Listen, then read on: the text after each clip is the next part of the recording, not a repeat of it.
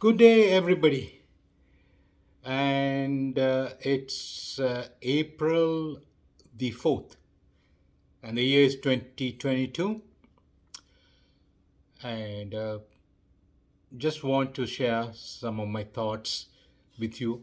And I welcome you to send me your feedbacks, and it will be much appreciated. We are getting comments from the Western Hemisphere and the leaders of the Western world and the NATO leaders, and everybody is screaming that Putin is a war criminal. And when I say everybody, don't take me literally. You know what I'm saying. The U.S. President Joe Biden has called Putin a war criminal, and this is U.S. How do you describe this? Do we call this the pot calling the kettle black? Or should we say the Satan preaching sermon? This is the holier than thou attitude the US maintains with everything it has done throughout around the world after the Second World War. And nobody is saying Russia has been a saint throughout. But US, does US have any merit to accuse Russia? If Russia is a war criminal, what do you call US? It's probably 20 times a bigger war criminal. But the Western mindset is different. They are very subjective. US, the media does a good job, the propaganda media, brainwashing the people, and the truth is always concealed. And the media, 95% of the mainstream media is nothing but propaganda, disinformation, misinformation, and diabolic lies. Of course, media will say anything as long as the media is is in news business, selling the news business. As long as they are paymasters, they are pay them enough, they will say anything, and they have a narrative to promote and to brainwash the people. But if you, even in the media sector, if you go to independent media or different medias like Al Jazeera from Middle Eastern media, fantastic news outlet. Of course, these media entities from different countries, they may be subjective with affairs concerning their own country, but when it comes to outside their country, they can be very objective because their feelings are not involved. So one such is Al Jazeera, and then you have RT channel Russian, but I don't know if it looks like it's no longer we can watch that. It's probably banned. And you have India. They have English channels, and they India can be like every country. India can be very subjective with its own judgment with regards to Chinese the hostility they are dealing with and Chinese border disputes. But when it comes to international affairs, their views can be somewhat objective. So you get an objective perspective from these outside US and British. If you listen to US and British, it's nothing but propaganda. So people are misinformed and often disinformed. If you know the difference, when you say something that's not true without knowing it's misinformation. When you deliberately lying to the people, that's disinformation. So there is a distinction. Anyway, propaganda has both elements. So why, if Russia was a war criminal in the last since World War II, what did US do? Regime change. 27 different countries. US has interfered and installed puppet governments using the spy agencies like CIA, the USS 17 spy, intel spy. They don't call it, you know, it's kind of sounds crude to say spy agency, so they call it intelligence agency. But they do nothing but questionable, morally, ethically questionable things to look out for their imperial power. Before US, it was England, the Great Britain, conquered 84 different countries, kept it under its wing, and it was audacious enough to even say the sun will not set in its horizon. But that's not the reality. Nature has to run its own course, and nature there's these the definition or the sense of right and wrong only applies to human thinking, but the nature does not know what is right and wrong. It run its own course. Suffice to say, we don't want to go dwell into it too much, right? So, if there is a dawn, there has to be a dusk. If there is a birth, there has to be a death. So, to say something like that, the sun will never set in our horizon is nothing but audacious arrogance and idiotic. Pure. See, people who are very ignorant can be audacious and opinionated too. So, with knowledge of fairness, there's a certain humility that comes with knowledge, right? So that's that. We'll not go in that direction. We'll get back to Russia. So Russia, yes, Russia is has interfered with Afghanistan long before US got in there. In 1979, they occupied Afghanistan 10 years. Of course, US by comparisons remained in Afghanistan 20 years. Afghanistan is a unique geographical location. No superpower has been, no imperial power has been ever uh, able to conquer Afghanistan and remain there forever. England tried it, miserably failed during when England was an imperial power, a colonial master. Then Russian got in, they couldn't do, and Americans got in 20 years. Of course, they lasted long because America has the money. American GDP is said to be 2 trillion. By by contrast, Russian hegemony is just a mere 1.48 trillion. So US economy is 20 times bigger than the Russian economy. That's the arrogance, the that that that gives them the confidence to play the dirty games in the geopolitical stage. US has been always an instigator. I mean, every country looks out for its own interest, but US comes out and proclaims to the world they are the savior of humanity. They are the good guys, but everybody else is a demon, right? And but does the world think so? No. The world perception has changed from the times of Second World War. Now the world perception is the world opinion is not 100% with US. I you you could misinform the US audience with their propaganda, but with the advent of the independent alternative podcast media, there is the truth is getting out, which the mainstream media does not like. The financial establishment does not want to see this happening. Of course, who is calling the shots, be it US or any other country?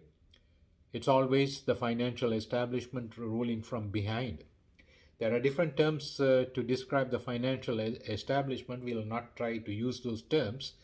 Uh, and Money rules the world, and people who control the flow of money rule the world. The banks rule the world, and the people who control the bank rule the world. Politicians and the world leaders, be it the US president or any president around the world, is is controlled by the financial establishment. They pander to the voting population, the world population, 80% of the world population is idiotic and delusional, and give them what they want. They believe in a God. Yes, they give it. That helps them control their mind. And every religious institution has become a money making establishment, in regardless what religion it is.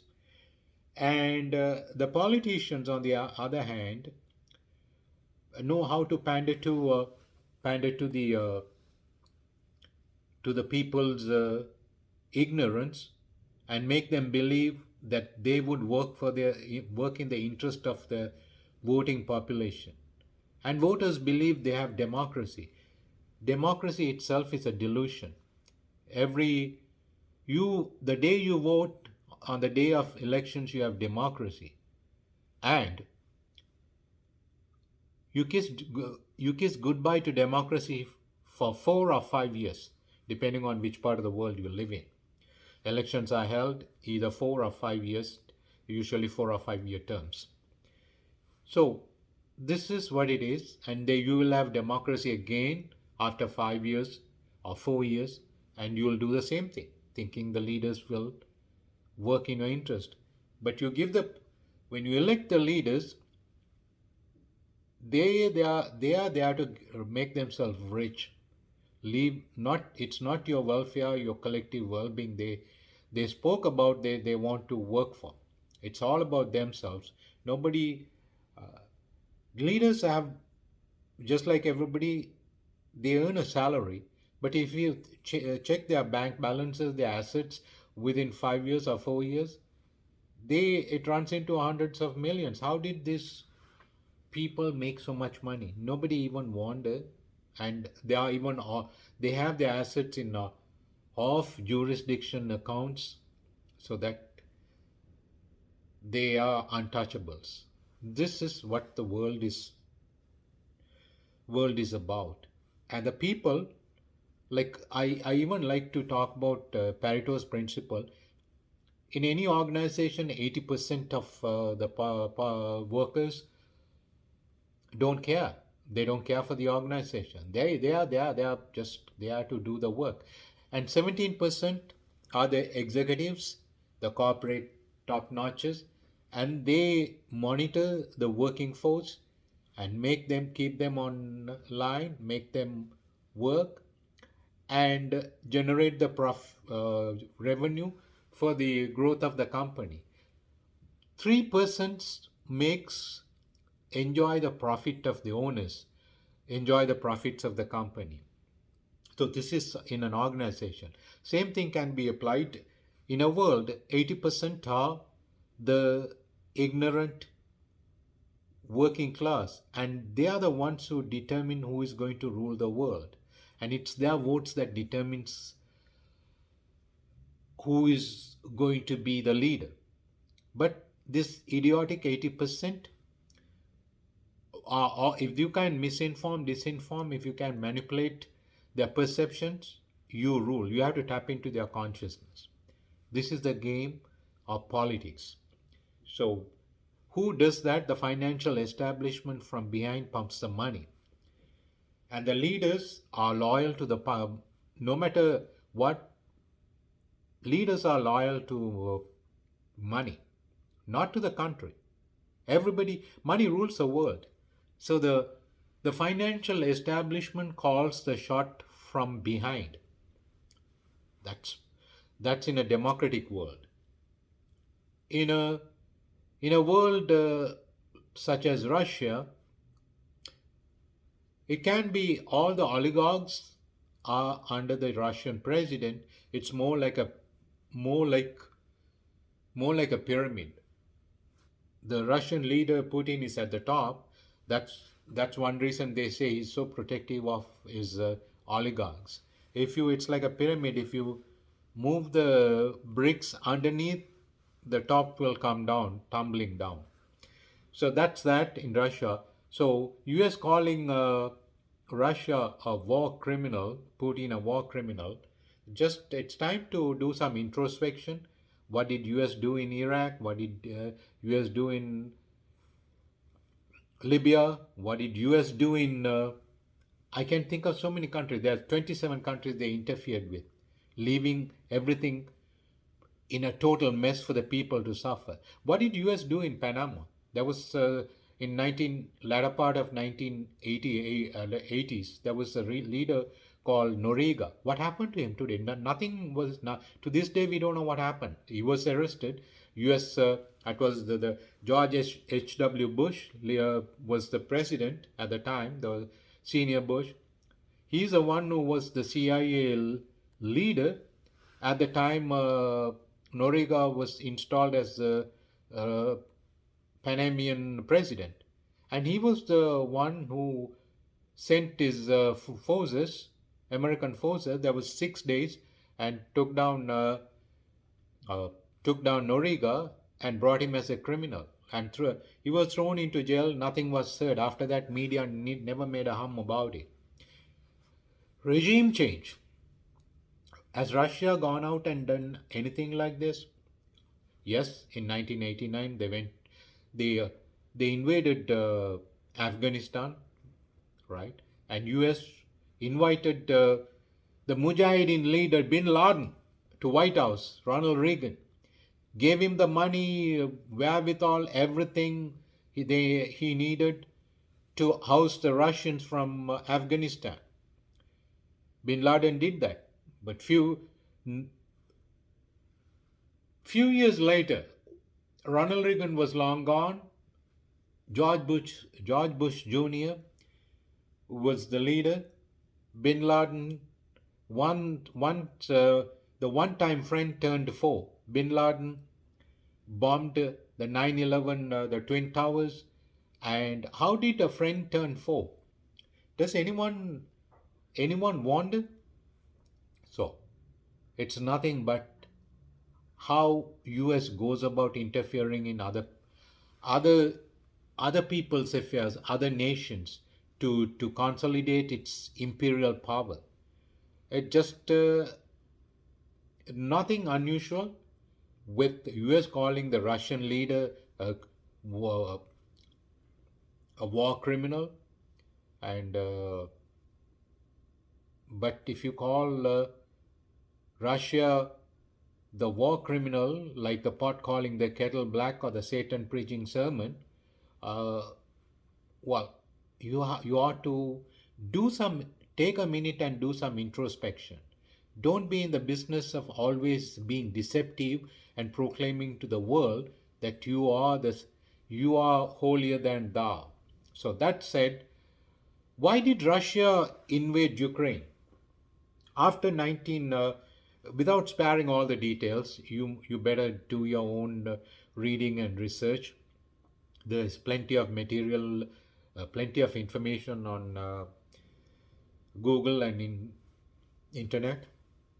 And after 19 Soviet Union, the 15 countries within the Soviet Empire, the Soviet hegemony,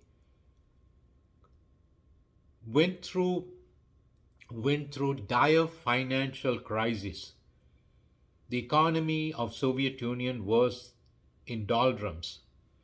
Ronald Reagan, at the time US president, seized this opportunity to to to to to destroy the Soviet hegemony, and Gorbachev was the Soviet leader. And because of the oil prices in Middle East and say in the 70s there was Israel and Arab war, all that, and the Arab nation decided to manipulate their oil prices, and that resulted in so many countries around the world suffering. The economies were subject to the oil prices. Of course, without oil, nothing happens in the industrial era that we live in the last 22 years. And so, that said, Russia finally caved in, but Gorbachev raised a question.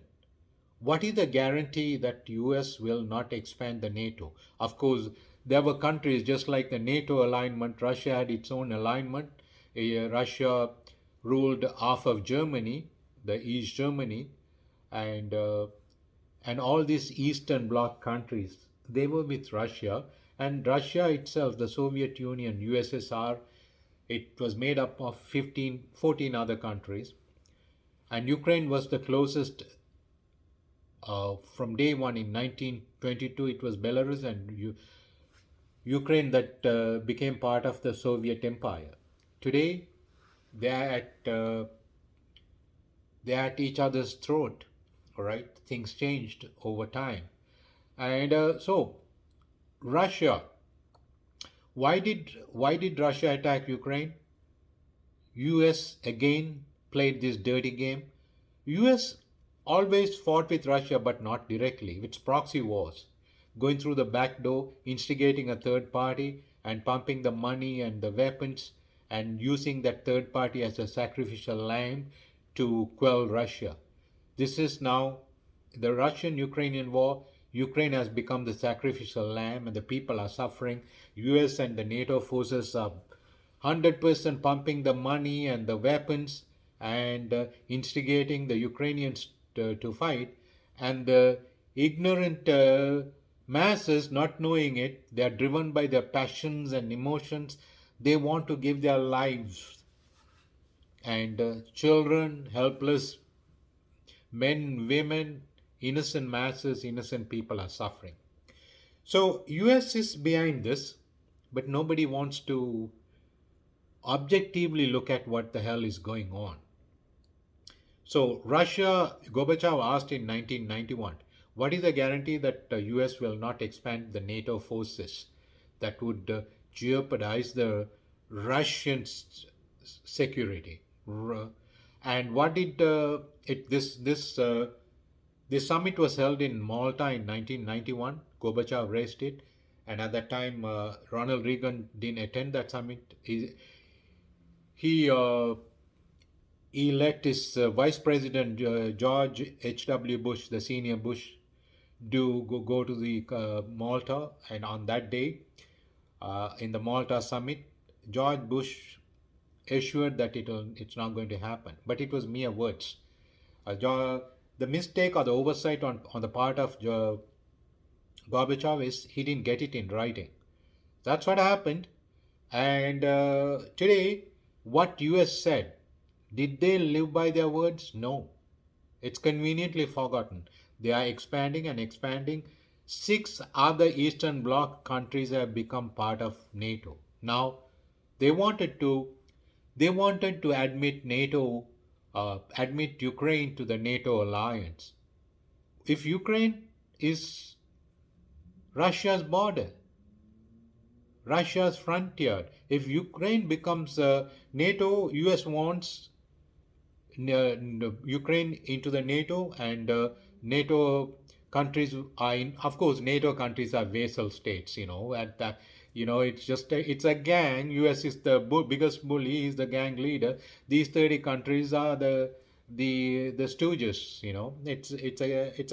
It's a gang. Crudely putting, right. And so the biggest bully with the biggest weapons in the world is US. All right, I got the biggest weapons. I can destroy the world. So I am. You better listen to me. And all these vassal states, yes sir, no sir, 3 bags full sir. And they want. It's all these countries make big money with this alliance, and the NATO leader makes big money and all these countries. It's all the money is at the backdrop, at the core of all this problem. It is money. Money rules the world. Banks rule the world.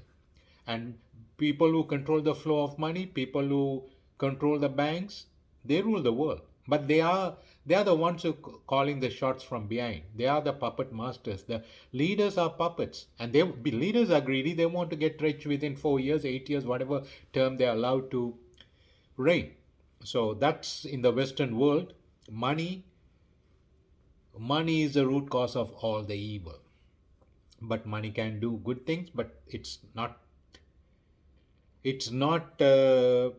I mean, it's in the hands of the individuals who are driven by greed and selfishness, giving little thought to the collective benefit of the world. The world is for everybody. We have to save this planet. We have to share this world, right? Not destroy this world. But money, man created money, but now it's the Frankenstein. Money, man has created. There's money, the creation of man.